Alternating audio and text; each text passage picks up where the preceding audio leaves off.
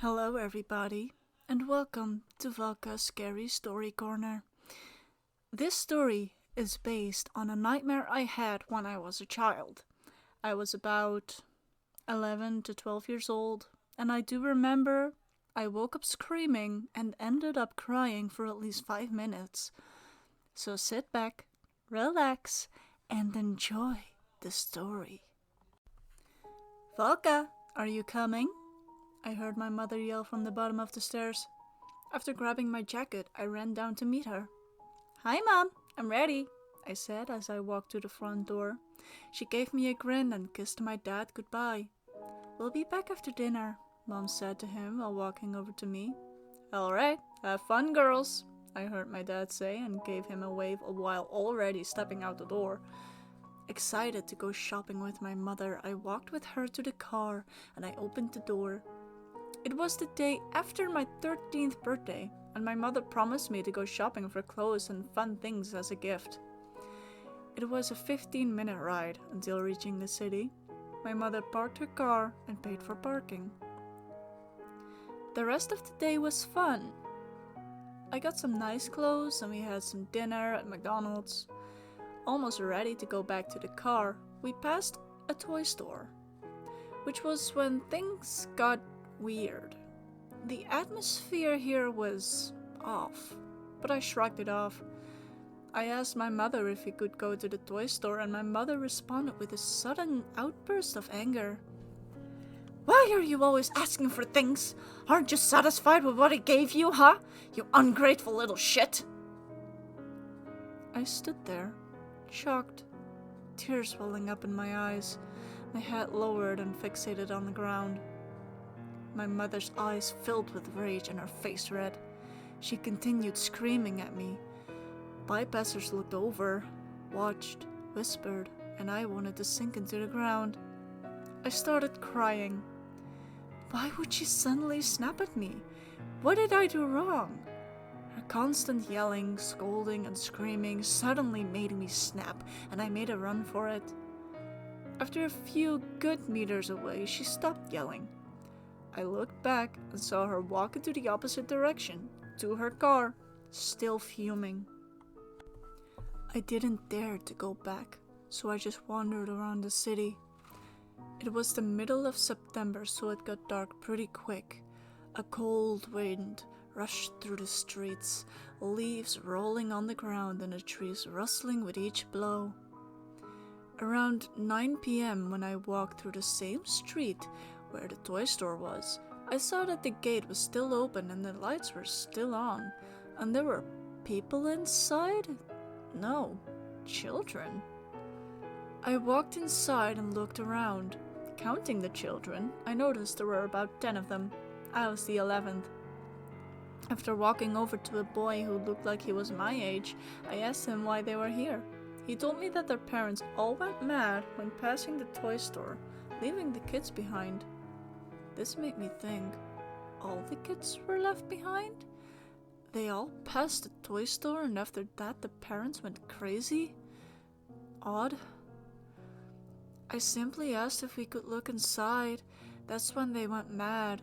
They just left me behind, the boy said with a sad face. After a while I came back to the toy store and there were other kids looking scared and confused, he said.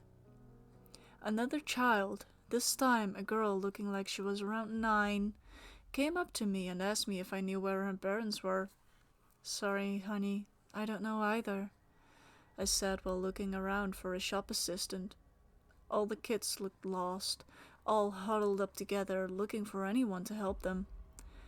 All of a sudden, a voice came from behind the counter of the registry belonging to a big man with a huge scar on his face, from his left brow all the way over to his right cheek. "Fear not, dear children. I will help you find your parents," he said, while grinning widely, creating an expression which only exaggerated his grotesque features, giving me the shivers. The man creeped me out, and I didn't trust him one bit. At this point, everything went super fast. I noticed the gates closing, and I saw the man pick up a huge blood-stained axe from behind the counter. The scariest thing was when the ceiling tiles opened and at least a dozen children's heads attached to strings fell out, hanging there like a trophy. Their faces were frozen in time with an eternal look of pure horror. Some of the heads were still dripping blood, now forming little puddles on the ground. We all panicked. Kids were screaming at the sight, some were crying, others were in shock. I immediately yelled at the kids to leave the store. The gates were still closing, and I saw a bunch of children already run under them. I tried to grab the 9-year-old girl who stood next to me, but she was too scared to move, her gaze fixated on the man. The gate was almost closed, so I made a run for it and slid through. I stopped and looked back at the girl and saw the man lifting his axe. With a swift swing, the man let the axe rush towards the girl's head. In her last moments, I saw her expression moving from capitated frozen fear to a sort of distorted screaming motion. Her face contorted into an animalistic blend of panic and desperate need for escape, her mouth tearing open so far as if her jaw was about to decouple and her cheeks pressing up, smushing her eyes, which were drowning in a sea of tears and fear. She was about to move when the axe connected, sinking into her skull, breaking it open as it discharged blood into a fountain, staining everything around her. I screamed, and the man looked at me, still grinning widely, now covered in the little girl's blood. For a moment I was frozen. Then I ran as fast as my legs would carry me, out the city, looking for a taxi or anyone wanting to bring me home. A few cars passed as I desperately tried to get their attention. A taxi stopped at my feet and I realized they noticed me. I jumped in, I gave them my address. That's when I looked in the rearview mirror and I saw that the man had white eyes and there was a blue tint over them, looking dull. Was he blind? I didn't question it and let out a deep sigh. I slumped back and closed my eyes until the man told me we arrived at my home. I thanked him and jumped out, turned around and gave him my last bit of money I had, and the man drove off. The house loomed over me. It looked terrifying at night. All the lights were out as I walked to the door, hesitating to knock, fearing that my mother was still angry. Shivers went down my spine as I heard nothing. It was too quiet. The outside world made no noise, no crickets or bugs buzzing around. The birds were asleep and even the wind was silent. I carefully knocked on the door. Nothing. I knocked again, a little harder this time, my lips quivering as I let out a, "Mom, please let me in! I'm sorry, please forgive me!" I banged my fists on the door until I heard the lock open. My mother stood in the door opening, looking at me with a dead expression, unmoving, when suddenly she fell forward, making me jump back in response. A huge axe was stuck in the back of her head.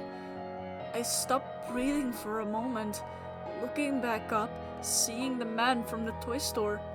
Behind him was my dad, on the ground, in a pool of blood. I let out a cry at the sight before me. As I looked back at the man, he started to pull the axe from my mother's head and grinned that eerie grin as he did when I first saw him. The sound of the axe being removed from a person's skull was unholy and plain disgusting.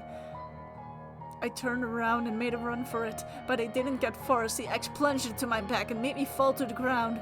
A blood-curdling scream escaped from my mouth as I struggled to move. The pain was unbearing. I let out a wailing cry. The man's footsteps were heavy, and it seemed like time stood still. My heart was racing as he got closer. I closed my eyes and hissed in pain as he placed a foot on my back and pulled out the axe from my back. The pain was intense. I had never felt anything so painful in my life before. He rolled me on my back. He crouched and hung over me. His breath was heavy, and the smell was indescribable. almost like rotting flesh mixed with cigarettes. The last thing I saw was the man laughing loudly as he lifted his axe over his head and plunged it at my face.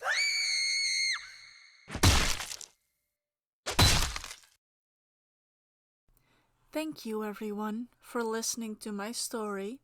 I hope you enjoyed it, and good night. Sleep tight, and don't let the man with the axe bite. Hello, everybody, and welcome to Valka's... Fuck. Welcome, everybody, and welcome... Wait, what?